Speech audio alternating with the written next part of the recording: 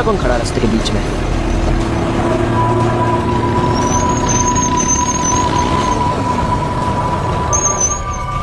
चिल्लाओ मत, तेज बाइक मत चलाओ, नियम नहीं मालूम? अरे क्यों ट्रैफिक हवलदार बन रहे हो चिच्चा? आया बड़ा हमें नियम सिखाने वाला। गौरव शिखर चलो।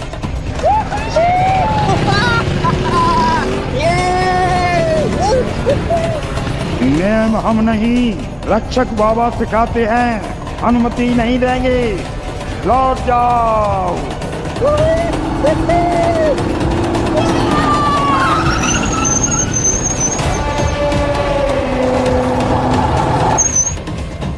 रक्षक बाबा निवास स्थान और ये सारा चढ़ावा, ये तो वही है ना जो उस बोर्ड पर लिखा था और बाबा ने कहा था। यानी अनुमति मांगनी होगी, लेकिन कैसे?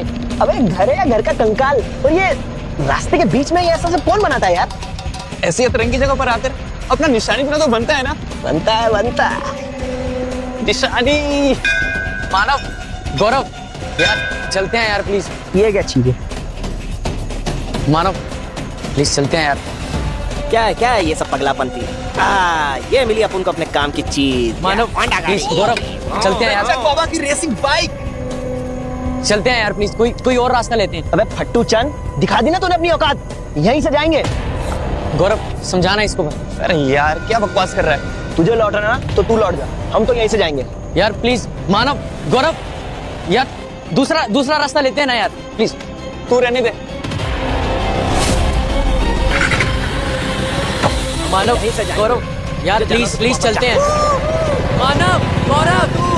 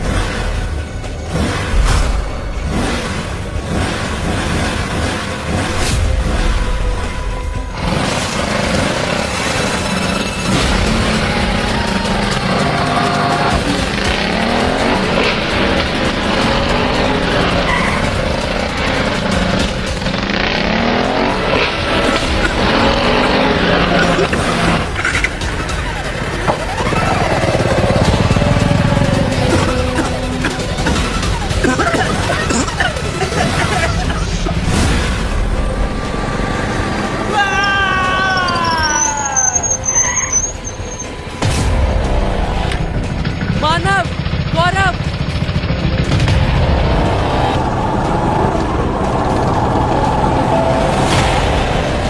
मानव, गौरव।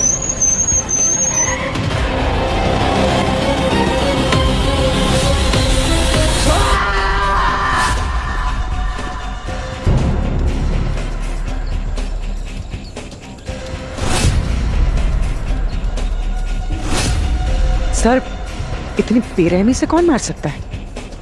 कोई ऐसा जो चेतावनी दे रहा है और साथ में उसकी नुमाइश भी कर रहा है। अरे बॉडी मिलेगी नहीं? नहीं सर, जंगल बहुत घना है। अरे तो क्या कर रहे हो, ढूंढो जल्दी। घना जंगल है तो क्या हुआ? बताइए सर। तुम भी ढूंढो। वो तीसरा लड़का? सर ये रहा वो तीसरा लड़का जिसके बारे में हम बताए थे, जो बच गया था, उन दोनों लड़कों के साथ था और भागते हुए थाने आया था। अरे क्या नाम बताए थे जी? शिखर। शिखर, जानते हैं तुम्हारे लिए थोड़ा मुश्किल है, पर तुम्हारे दोस्तों के कातिल को पकड़ने के लिए तुम्हारी मदद लगेगी।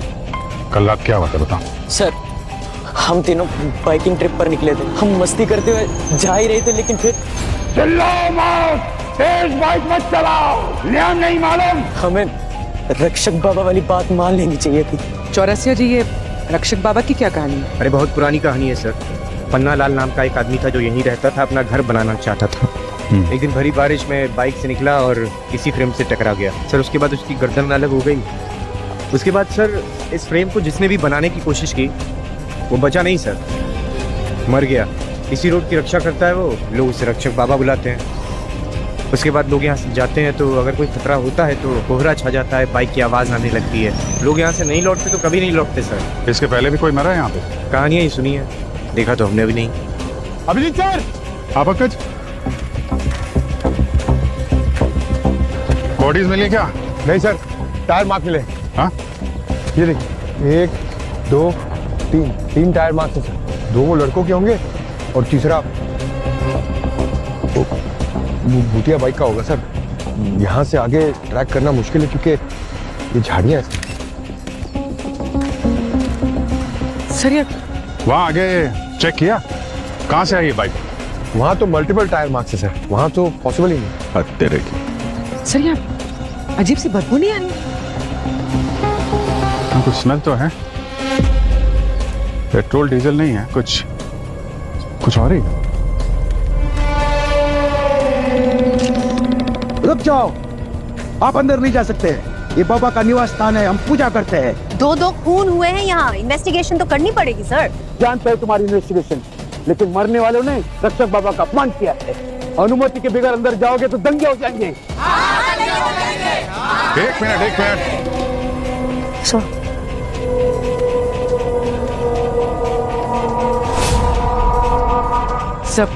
सब बॉडीज तो क्या, यहाँ पर तो खून के छींटे तक नहीं मिले। लगता है ये सर धड़ से अलग यहाँ नहीं किया गया है, नहीं आसपास ज्यादा खून होता। ये कांड कहीं और किया गया है। 2 पूजा करते हैं। इंस्पेक्टर साहब, ये जंगल कितना बड़ा है? सर जंगल 40 एकड़ में फैला हुआ है। चप्पा चप्पा खुजने में तो हालत खराब हो जाएगी, कई दिन चले जाएंगे। 2 लाशें लेके कोई कितना अंदर जा सकता है? कौवा बहुत मन रहा है।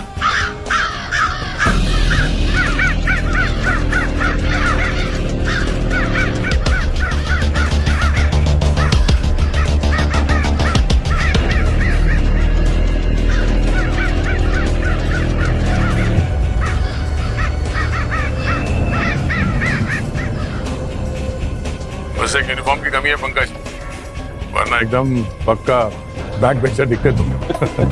अरे सर, मैं तो आपके और अभिजीत सर के नक्शे कदम पर चल रहा हूँ। सही बात, तुम जैसे स्टूडेंट्स हो ना तो स्कूल ही बंद हो जाए। हाँ सड़के, हाँ, उम्मीद है तेरी स्कूल बंद नहीं करनी पड़ेगी। मतलब नहीं मतलब कुछ जानने लायक मिला है तो ठीक है, वरना वरना की जरूरत ही नहीं पड़ेगी। फिर बता नहीं जल्दी यार, बताता हूँ। ये देखो बॉस, ये जो टायर के निशान हैं, इन पर वो बाइक चली जरूर है, लेकिन इनके मरने के बाद चली है। और एक बात, ये जो सर इनके धड़ से अलग हुआ है, ये भी इनकी मौत के बाद अलग किया गया है। मतलब ये सब दिखावा तमाशा है, कोई ये सब लोगों को डराने के लिए कर रहा है। पर सर इनकी मौत की वजह क्या है? मैं बताता हूँ। ये देखो अभिजीत, इनकी मौत हुई है रैपिड हाइपोक्सिया की वजह से। दरअसल इनके खून में और इनके फेफड़ों में मुझे सोडियम अजाइड नाम का केमिकल मिला है, जिसकी वजह से इनके खून में जो सेल्स हैं उसने ऑक्सीजन अब्सॉर्ब करना बंद कर दिया था, इसलिए ये कोलैप्स हुए और कुछ ही मिनटों में इनकी मौत हो गई। अभिजीत, तुमने उस तीसरे लड़की के बारे में जिक्र किया था, क्या नाम उसका? शिखर। उसने उस कोहरे का जिक्र किया था। तो डॉक्टर साहब, अगर कोहरे में वो केमिकल आ सकता है तो फिर ये शिखर वो बच कैसे गया? कोहरे में वो सोडियम अजाइड आ तो सकता है, लेकिन इनके केस में नहीं है। मतलब ये कि वो जो कोहरे में जो स्मेल थी वो एक किस्म के एनेस्थीसिया की थी।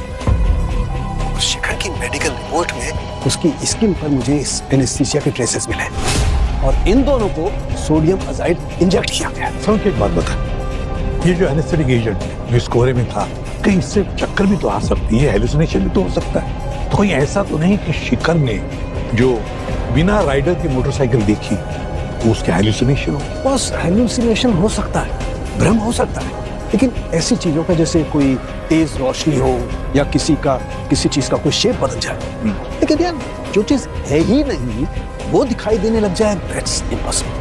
मतलब बिना चालक के बाइक सच में? मैं नहीं कह रहा सर, ये तो बाहर लोग कह रहे थे ना। अब किसी पुरानी मान्यता के पीछे छिपके इसने 2 खून कर दिए, तो छुपाना क्या चाहते हैं ये लोग? कहीं ये कोई निजी मामला तो नहीं है, रिवेंज?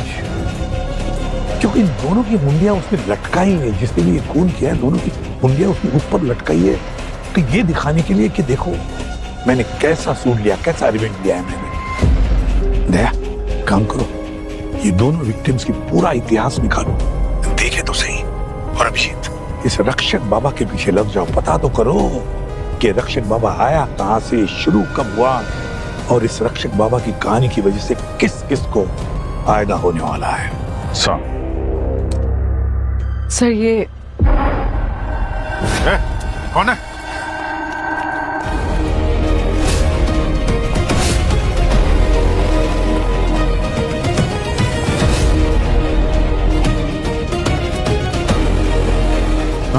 आदमी तो भाग गया।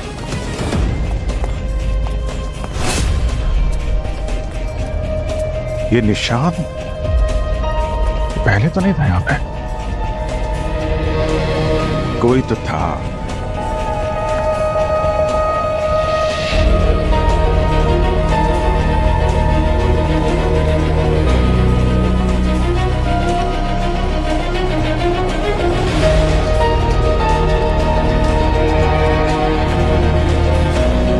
हर जगह ये निशान बना हुआ है क्या ये निशान?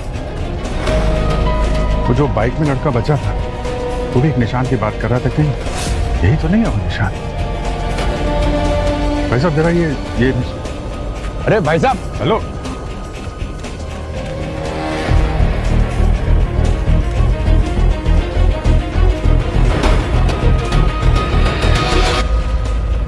बेटा सुनना जरा। देखो ये वहां पे जो वो निशान बना हुआ है लाल रंग का, ऐसा चक्कर जैसे, क्या है, कुछ मालूम है इसके बारे में? ये हाँ? ये तो रक्षक बाबा। हाँ? अरे मैम, सारे के सारे मुंह बंद करके बैठे हुए हैं।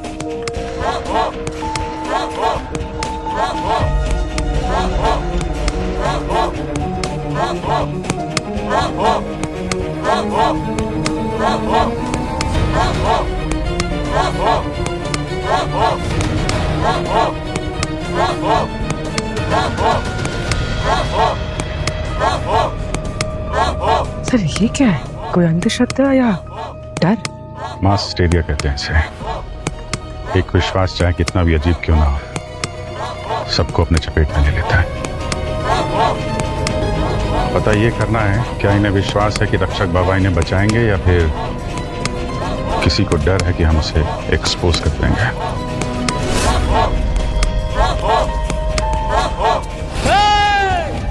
रुक जाओ।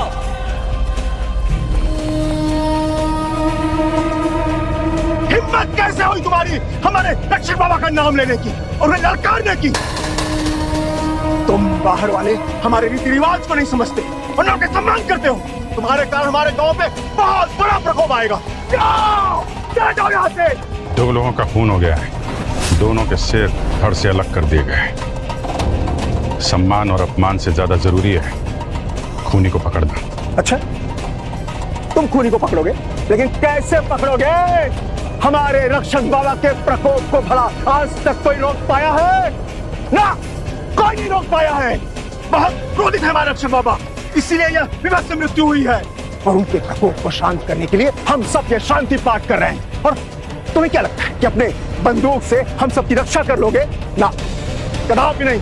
इसके पहले कि कोई भयंकर अनर्थ हो जाए, मैं विनती करता हूं तुम लोगों से, चले जाओ। सुना नहीं? जाओ, चल जाओ। सुना नहीं? जाओ यहाँ से।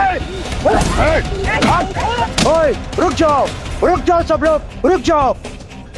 देखिए साहब, हम लोगों को अपना काम करने दीजिए। मैं इन सब लोग की तरफ से आपसे माफी मांगता हूं, विनती करता हूं। बाहर वालों के लिए ये एक अंधश्रद्धा है, लेकिन हमारे लिए बाबा जी एक उम्मीद है, एक सहारा है।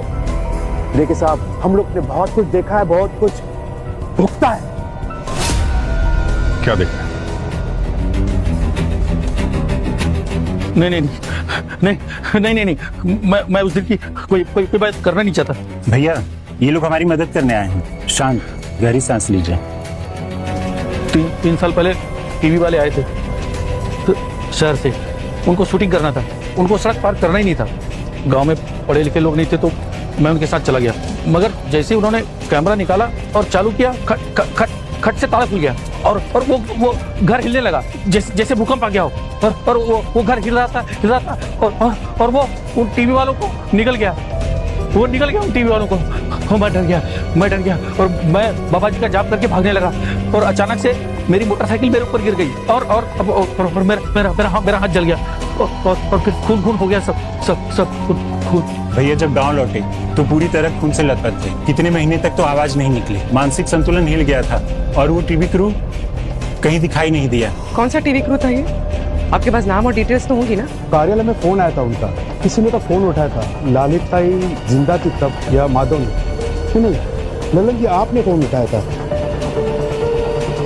नहीं, आप तो उस वक्त डिस्पेंसरी में थे। अच्छा, कभी बाबा जी ने किसी को सड़क पार करने की अनुमति दी है क्या? हाँ दी थी, उमा काका को और माधव दूध वाले को, उसको तो हमेशा इजाजत दी थी, और मेरे बेटे राहुल को जब वो दोस्तों के साथ यहाँ आया था।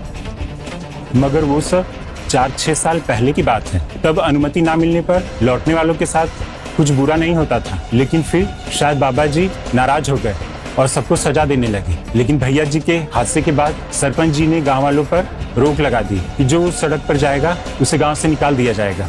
मतलब 3-4 साल में किसी ने सड़क पार ही नहीं की? अच्छा, जिन लोगों को अनुमति दी थी वो लोग कहाँ हैं अभी? उमा काका का तो स्वर्गवास हो गया, माधव और ललिताई अब नहीं रही। और आपका बेटा वो राहुल? वो तो दिल्ली में नौकरी करता है। ओके, उसका नंबर मिल सकता है? राहुल, गांव में जो हुआ वो तो आपने सुना ही होगा।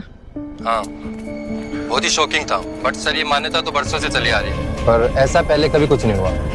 आपके पिताजी के मुताबिक आप कुछ चंद लोगों में से हैं जिन्हें वो बाबा जी का स्थान पार करने की अनुमति है? हाँ सर, मैं शहर के कुछ दोस्तों को गांव लेकर गया, हम वहाँ गए, गुरुजी ने पूजा की, चढ़ावा भी चढ़ाया, उसके बाद हम बाइक लेकर निकल गए। गुरुजी ने 1-2 जगह रुकने को भी कहा, मगर शायद ये धुंध और बाइक वाली कहानियां ही है। नहीं, मैं ये पूछ रहा हूँ कि जहाँ ज्यादातर लोगों को मनाही है, आपको अनुमति मिली क्यों? सर सच कहूँ तो शायद इसलिए कि मैं एक सरपंच का बेटा हूँ। मैं सर एक इंजीनियर, प्रोफेसर, इन सब बातों में रत्ती भर विश्वास नहीं रखता। मेरी जिद करने के बाद गुरुजी ने एक पूजा की, मंत्र पढ़े और उसके बाद दिखावा किया कि बाबा जी ने आपको अनुमति दे दी है। तो फिर ये लल्लन की मानसिक संतुलन खोने वाली स्टोरी के बारे में क्या कहना है आपका? सर वो सब मेरे गांव छोड़ने के बाद हुआ। वैसे लल्लन को दौरे तो पहले भी पड़ते थे, गुरुजी हर महीने 3-4 पूजा करते थे उसके लिए। और सर गुरुजी खुद 4-5 साल में कितनी तरक्की कर गए। ठीक है राहुल, जरूरत पड़ी तो दोबारा कांटेक्ट करेंगे। Thank you.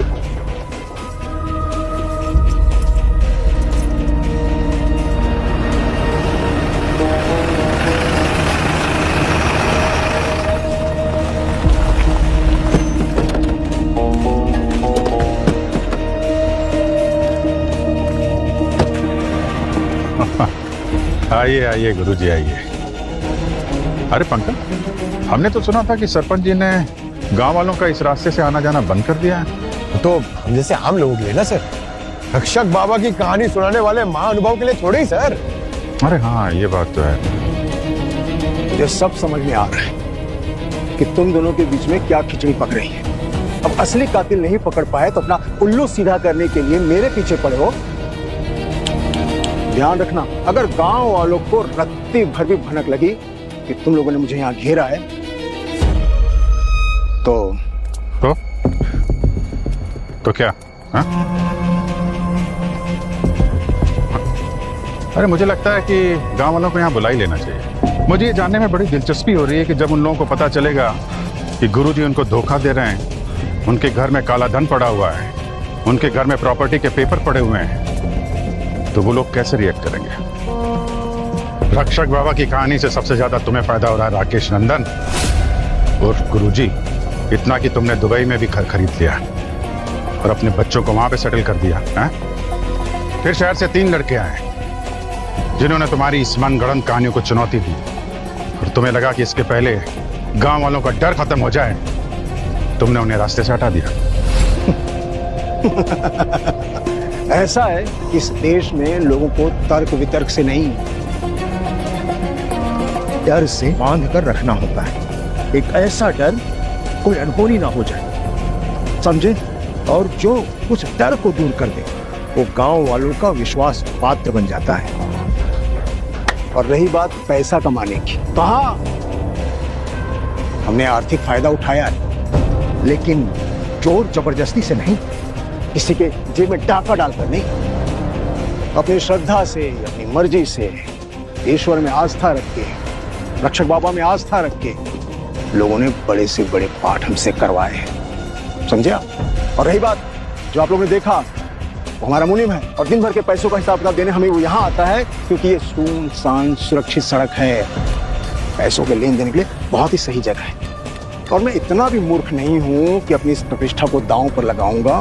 थोड़ी सी अपनी बुद्धि का सदुपयोग कीजिए। पागल नहीं हूँ कि मैं मीडिया को, पुलिस वालों को अपने दहलीज पर बुलाऊंगा।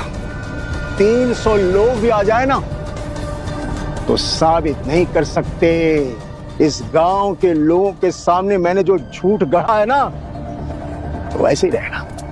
अगर तुम लोगों के पास मेरे खिलाफ कोई सबूत नहीं है तो प्रेम से बोलो जय रक्षक बाबा और हमारा रास्ता छोड़ो।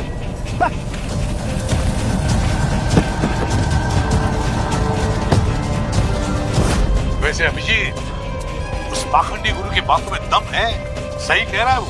पहले कहानी आती है कि गुरु जी की अनुमति लो, अगर अनुमति मिले तो ठीक, अगर ना मिले तो लौट जाओ। फिर आती है दूसरी कहानी, अगर लौट नहीं जाओगे तो गुरु जी का प्रकोप होगा, बहुत बुरा हादसा हो जाएगा। लोग बेचारे क्या करें? ये जो भी है ना, ये जो कहानियां बुन रहा है, वो उन गांव वालों को अपने काबू में रखना चाहता है और कुछ नहीं। सर, ये देखिए सर, मैंने उन लोगों की पूरी डिटेल निकाल ली है। बहुत गलत किया तुम लोगों ने, मैं तुम्हें सजा दे के रहूंगा। मेरी बेटी का ऐसा हालत किया तुम लोगों ने। विक्टिम मानव, गौरव और जो बच गया शिखर, सर ये तीनों कानपुर के कॉलेज में एक साथ पढ़ते थे। सर 2 साल पहले इन दोनों ने मिलकर एक कॉलेज के स्टूडेंट को इतना बुली किया कि उसे हॉस्पिटल में एडमिट करना पड़ा सर। इन तीनों को जेल होने वाली थी, मगर शिखर के पापा कोई बहुत बड़े बिल्डर है सर, मिस्टर डांगड़ा, उन्होंने अपना इन्फ्लुएंस लगा के इन तीनों को जेल जाने से बचा लिया। पर जिस लड़के को बुली किया है उसके फादर जयप्रकाश, जाहिर सी बात है कि बहुत गुस्सा थे वो। वहाँ पे तो उन्होंने बहुत धमकी भी दी थी, लेकिन बाद में इन तीनों के ऊपर 2 बार हमला भी किया सर। केस दर्ज हुआ है पर कोई सबूत नहीं मिला। ऐसा भी तो हो सकता है कि एक बार जिसका बेटा मरते मरते बच गया और जिसे लगता है कि सिस्टम ने उसे इंसाफ नहीं दिया, वो एक पुरानी कहानी का सहारा लेता है और उन 3 बच्चों को जिन्होंने उसके बेटे को बुली किया है, उन 3 बच्चों में से 2 को मार डालता है, मगर तीसरे की जान बख्श देता है। तीसरा जो है शिखर, उसे नहीं मारता वो। अभिजीत, कानपुर जाकर इस जयप्रकाश और उसकी फैमिली से मिलो, अच्छी तरह से चेक करो उनका बैकग्राउंड, और तो और उस सड़क पर भी जाओ। उस सड़क पर जहाँ पर कोहरा फैला हुआ था, वहां पर जाकर देखो, पता लगाओ कि वहां उस सड़क पर जाने से लोग घबराते क्यों हैं, क्यों डरते उस सड़क पर जाने से, और लोगों के ना जाने से किसका फायदा होने वाला है।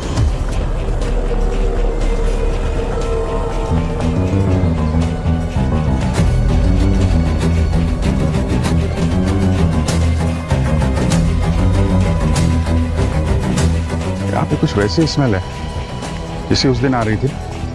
केमिकल की स्मेल ना ये, लेकिन यहीं से क्यों आ रही है सर?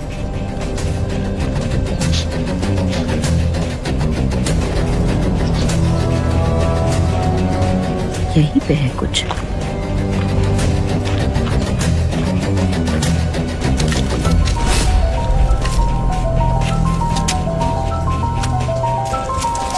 सर ये तो खेतों में इरिगेशन के लिए यूज होती है, इस जंगल में क्या कर रही है? जंग लगी हुई है, लेकिन ये जंग की स्मेल नहीं है, कुछ और ही है।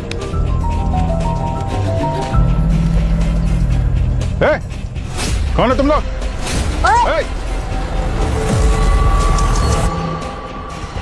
आप इन्हें पहचानते हैं? ये जो बैठा है ना, ये मेरा बेटा है। यूके की बड़ी यूनिवर्सिटी ने इसकी एप्लीकेशन है ना एक्सेप्ट की थी। इस वक्त ये वहां पढ़ रहा होता। जयप्रकाश जी, हम जानते हैं इसकी ये हालत उन तीनों की वजह से हुई है, मानव, गौरव और शिखर। हम समझ सकते हैं आपकी तकलीफ। नहीं, आप नहीं समझ सकते। मैं अच्छी तरह जानता हूँ आप यहाँ क्यों आए हो। मानव और गौरव का खून हो चुका है, ये बात मैंने न्यूज में देखी है। और सच कहो ना, इस बात को मुझे बिल्कुल बुरा नहीं लगा। भले आपका सिस्टम उन्हें सजा ना दे, लेकिन अपने कर्मों का फल उसे भुगतना ही पड़ता है।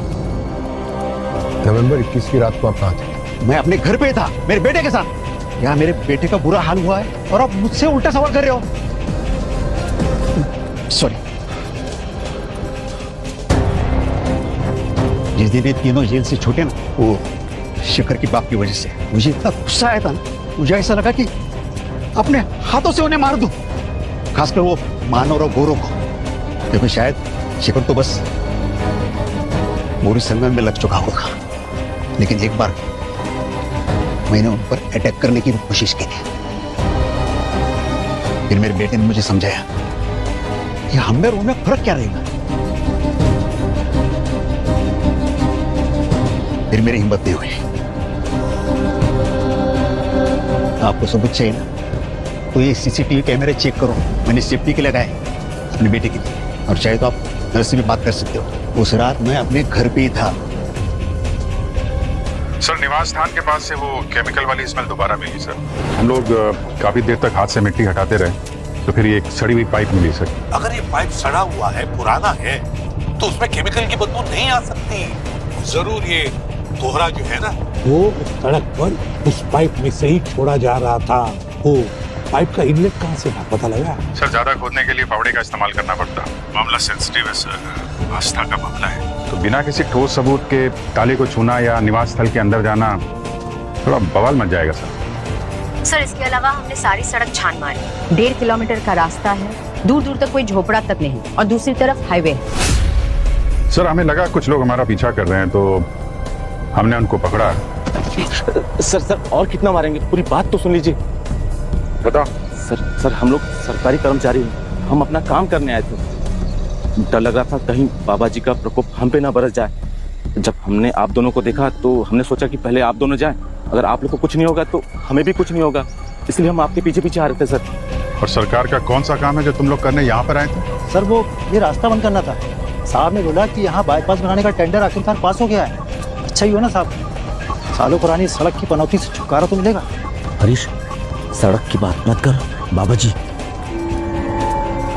सरकारी लोग हैं इसलिए छोड़ रहे हैं। नाम पता लिखाइए और निकलिए यहाँ से।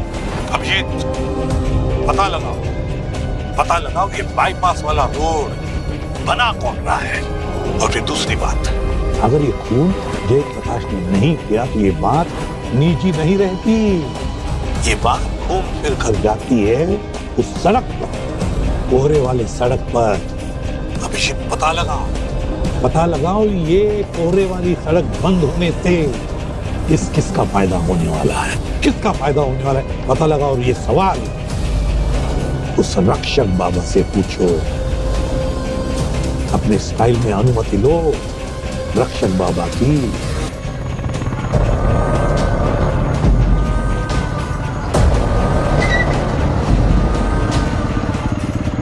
हाय गाइस, तो ये है फेमस खौफनाक रक्षक बाबा का निवास स्थान।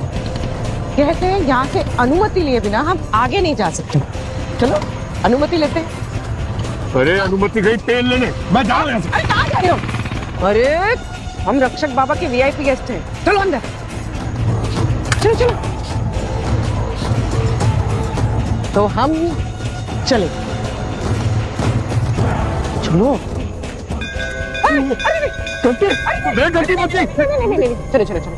कौन बजा रहा है? अरे मिल गई अनुमति, चलो आओ अंदर। अरे मजा आएगा, चलो ना। ये देखिए, ये है निवास स्थान और ये है हम। ये लगता है छोटी छोटी बाइक को भी बाबा ने अनुमति दे दी। हाँ तो मिल गई ना अनुमति, चलो रास्ता क्रॉस करते हैं। Let's go. सो बाबा, don't forget to like, share and subscribe. Let's go, चलो।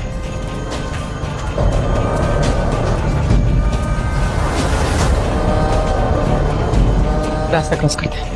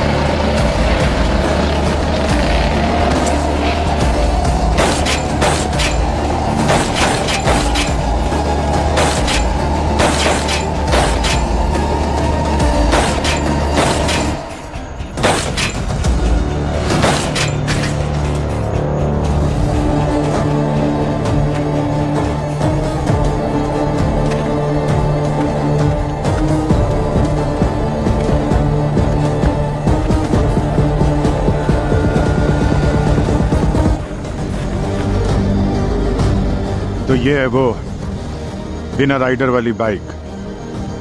अब इसके राइडर का पता तो सानू के साहब ही लगाएंगे। अरे क्या सालों के साहब, रक्षक बाबा की बाइक साक्षात आपको दर्शन दे रही है और आप चिल कर रहे हैं। बाइक ही है ना, रक्षक बाबा तो नहीं है ना। और तुमने कहा यार मुझे बाइक के चक्कर में फंसा दिया। अरे भाई, मैं कंकालों से मुर्दों से बात करता हूँ, ये बाइक से नहीं।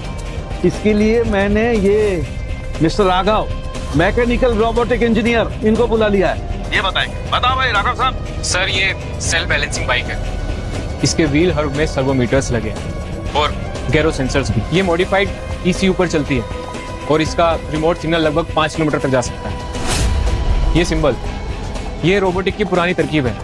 इसे इलेक्ट्रोल्यूमिनाइट कोटिंग से बनाया है जो हेडलाइट से सर्किट में जुड़ा है। जैसे इसके अंदर से करंट पास होता है ये ग्लो करता है। इन शॉर्ट एडवांस रोबोटिक्स की मदद से ये बाइक बिना राइडर के चलती है और इसीलिए लोगों को लगता है कि ये भूतिया बाइक है। लेकिन प्रोफेसर साहब ये बताइए कि ये बाइक ठीक उसी वक्त कैसे आती है जब कोई और बाइक वो घर से 10 मीटर आगे चला जाता है? Good question. इसके रिम के अंदर ना सेंसर जुड़े हुए हैं। क्रिमिनल ने सड़क के नीचे प्रेशर सेंसर्स लगाए होंगे। जैसे ही उसके ऊपर से गुजरती होगी सिग्नल जाता होगा और बाइक एक्टिवेट हो जाती होगी। मतलब ये सिग्नल मिलते ही कोहरे वाला खेल शुरू हो जाता है जो घर की पाइप से निकलता है और 3-4 मिनट में बाइक दिखना शुरू हो जाती है।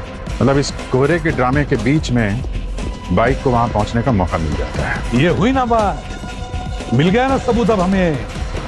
बस अभिजीत, घुस जाओ बिन दिक्कत उस घर के अंदर और ढूंढो उस फॉग मशीन को और पता लगाओ वो बिन राइडर की मोटर बाइक का राइडर कौन है। कौन है राइडर?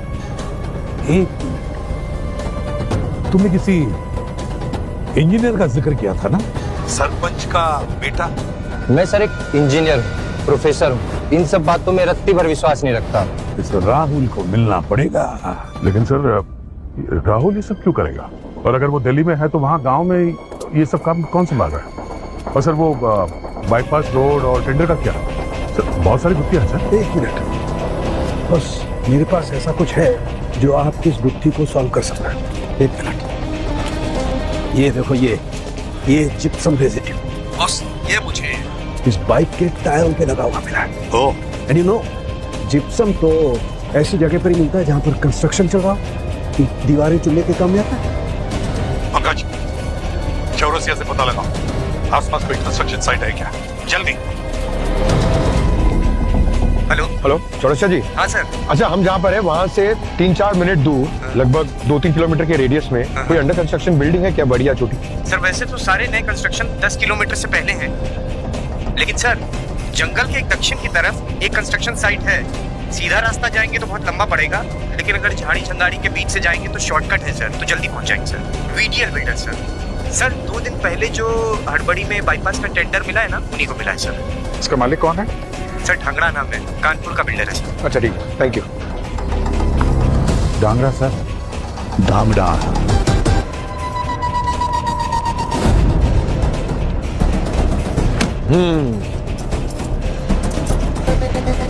तुम्हारे पापा का है, घर और ऑफिस दोनों जगह नहीं है। मानव और गौरव को मारना कौन चाहता था? तू के पापा? नहीं सर, खून नहीं नहीं, हम तो बस बाइकिंग का आइडिया तुम्हारा ही था ना, तुम ही सबको वहां ले गए थे ना?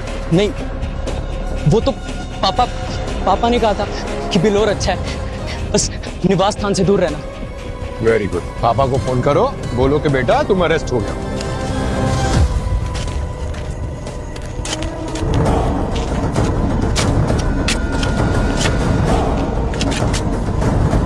मैडम यहाँ कुछ मिला है?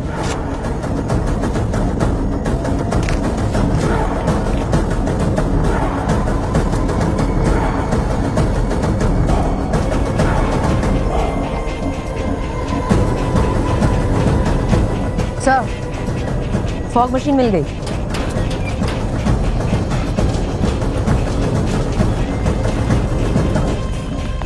देखो उधर पूरे एरिया को अच्छी तरीके से छान मारो। सर मैं इधर दिखता हूँ। क्या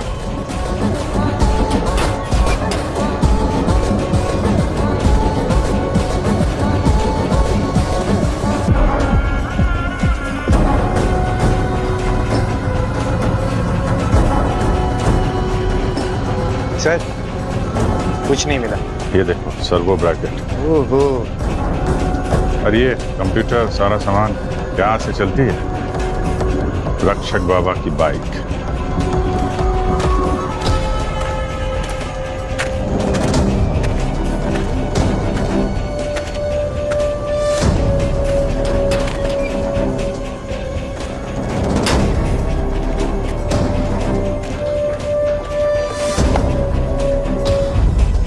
सामान लेके जाने के चक्कर में हो? हाँ? अरे रे रे रे मास्टर साहब, मैं उधर की कोई बात करना नहीं चाहता। क्या लल्लन जी, स्कूल चलाने के साथ साथ बाइक भी चला लेते हो बाबा जी की? हाँ? मैं तो सिर्फ मदद कर रहा था साहब। बहुत पैसा दे रहे थे वो लोग, साहब लोग। कौन है साहब लोग जो पैसे देते हैं?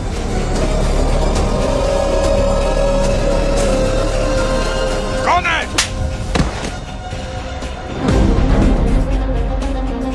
सुन, आइए आइए सरपंच जी के होनहार रोबोटिक जीनियस बेटे राहुल जी, पधारिए। आपके पार्टनर धांगड़ा जी आपका इंतजार कर रहे हैं। चलिए मैं बता देता हूँ क्या हुआ।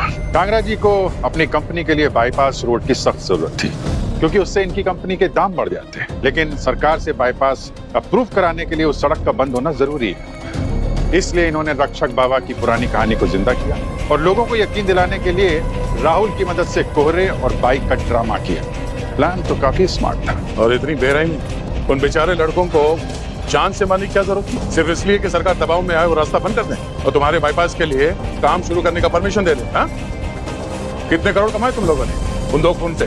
पापा, आपने मानव और गौरव का कितने पैसे चाहिए आपको? बोलो ना पापा, कितने पैसे चाहिए? आपने मेरे दोस्त को मार डाला। वो तुम्हारे दोस्त नहीं थे बेवकूफ, कब समझोगे तुम? और मैंने जो कुछ भी किया है वो पैसों के लिए नहीं किया, तुम्हारे लिए किया है, सिर्फ तुम्हारे लिए। हाँ, हमने भूतिया बाइक से लोगों को डराया सर, और कितने लोगों ने तो वो रास्ता इस्तेमाल करना भी बंद कर दिया था सर। लेकिन कुछ लोग ऐसे भी थे जो अपनी किस्मत आजमाने रोज आ जाते थे कि आज हमें अनुमति मिलेगी या नहीं मिलेगी, जैसे कोई खेल तमाशा चल रहा हो। फिर हमने लल्लन को पैसे दिए। पहले हुए एक हादसे में लल्लन का हाथ जल गया था सर, और फिर हमने उसी हाथ को टूल की तरह इस्तेमाल किया सर। टीवी क्रू वाली न्यूज़ भी फैला दी सर, और फिर सरपंच ने गांव वालों को वहां आने से रोक दिया सर। हमने किसी का कुछ नहीं बिगाड़ा सर, कोई नुकसान नहीं किया सर। और रही बात टेंडर की सर, वो तो हमें आज नहीं तो कल मिलना ही था सर। लेकिन वो दोनों लड़के, वो लड़के नहीं राक्षस थे सर, और अगर मैं उनकी जान नहीं लेता नहीं तो वो मेरे बेटे की जान ले लेते किसी के भी। मेरा शिखर दूसरे लड़कों की तरह नहीं है सर। वो लोग रोज इसका मजाक उड़ाते थे, नाजुक कली, नामर्द, और भी पता नहीं क्या क्या कह के बुलाते थे सर। मुझे तो लगा था कि उन लोगों के साथ रहेगा, घूमेगा फिरेगा तो शायद उनकी तरह कुछ सख्त बन जाए, लेकिन ये मेरी सबसे बड़ी भूल थी। उसकी वजह से इसे जेल तक जाना पड़ा सर। मुझे पता था सर कि मेरा बेटा एक दिन भी जेल में नहीं टिक पाएगा, इसीलिए मैंने पैसे खिलाकर तीनों को जेल से छुड़वाया। लेकिन जेल से निकलने के बाद उन दोनों की हिम्मत और बढ़ गई सर, और उन्होंने मेरे बेटे को इतना परेशान किया कि वो कुछ महीने पहले डिप्रेशन में चला गया। फिर मैंने तय कर लिया कि मुझे अपने बच्चे के लिए उन दोनों को खत्म करना ही होगा सर। मैंने अपनी ही कहानी का इस्तेमाल किया सर, इसको बाइक चिप का आइडिया दिया, और लल्लन जो खुद पहले एक कंपाउंडर रह चुका है सर, इससे मैंने वो इंजेक्शन मंगवाए जिससे उनकी मौत हो सके। मेरे लिए तो सब कुछ वहीं खत्म हो चुका था सर, लेकिन राहुल ने मुझसे कहा कि क्यों ना एक तीर से दो निशाने लगाए जाए, और उन दोनों का सर भी धड़ से अलग राहुल नहीं किया था सर, ताकि गांव वालों को लगे कि रक्षक बाबा का श्राप लगा है और वो लोग हल्ला मचाएं और हमारा टेंडर जल्दी से पास हो जाए सर। अमीर बनने की इतनी जल्दी, लाशों पे भी रहम नहीं किया तुमने। मैं ये सब नहीं करना चाहता था सर, मुझे तो सिर्फ अपने बेटे की चिंता थी सर। वाह अरे वाह, बाप हो तो ऐसा, वाह। अगर अपने बेटे की इतनी चिंता थी तो उसे उन गुंडों का सामना करना सिखाते, उन गुंडों की जान नहीं लेते। और साथ में तुम्हारा ये पार्टनर रोबोटिक जीनियस राउत, उसने तो उन दोनों के मौत का तमाशा बना दिया। अब जिंदगी भर आपका ये मासूम बेटा अपने आप को कोसते रहेगा कि मेरी वजह से 2 लोगों की जान चली गई, मेरे बाप ने उनका खून कर दिया। और तुम अपने आप को जेल में कोसते बैठना। ये क्या किया मैंने अपने बेटे के लिए?